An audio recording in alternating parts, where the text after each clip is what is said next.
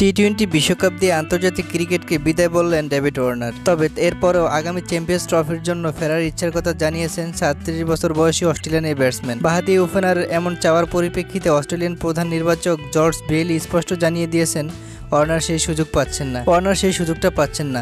তাকে অবসর নেওয়ার ক্রিকেটার হিসেবেই দেখছেন তারা। গত জানুয়ারিতে টেস্ট ক্রিকেট থেকে বিদায় নেন ডেভিড ওয়ার্নার।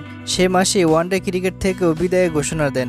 তাকে সর্বশেষ ওয়ানডে দেখা যায় 2023 সালের ওয়ানডে বিশ্বকাপে। বিদায়ের ঘোষণার সময় ডেভিড ওয়ার্নার জানিয়েছেন, অস্ট্রেলিয়া ক্রিকেট টিম যদি চায় তাহলে 2025 সালে চ্যাম্পিয়ন্স ট্রফি আমি খেলবো, নয়তো কেরিয়ারের বাকি সময় আন্তর্জাতিক ও ফ্র্যাঞ্চাইজি টি-20 নিয়ে ব্যস্ত থাকবো। টি-20 বিশ্বকাপ দিয়ে আন্তর্জাতিক ক্রিকেটকে বিদায় বলার কয়েকদিন আগে সামাজিক যোগাযোগ মাধ্যম ইনস্টাগ্রামে ওয়ার্নার আবারও লেখেন, আগামী বছর ওয়ানডে সংস্করণে চ্যাম্পিয়ন্স ট্রফির জন্য দলে জায়গা পেলে তিনি আবার খেলবেন। এরপর জর্জ বেইলি নিশ্চিত করেন জাতীয় দলে আর বিবেচনা করা হবে না ওয়ার্নারকে। ডেভিড ওয়ার্নারকে নিয়ে বলেন, আমরা ধরে নিচ্ছি ডেভিড ওয়ার্নার অবসর নিয়েছে। 3 ফরম্যাটের দুর্দান্ত ক্যারিয়ারের জন্য তার প্রশংসা করা উচিত।